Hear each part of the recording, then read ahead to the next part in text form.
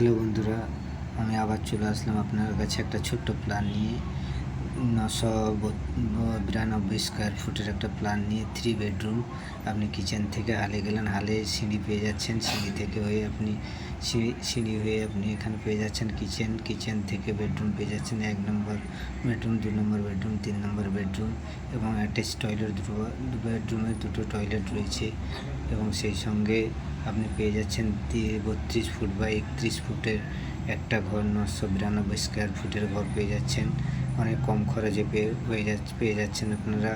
আরও এরকম ছোটো ছোটো প্ল্যান পেতে, 2টো বেডরুম, 3টে বেডরুম, 4টে বেডরুম প্ল্যান পেতে কমেন্ট শেয়ার করুন এবং আমাকে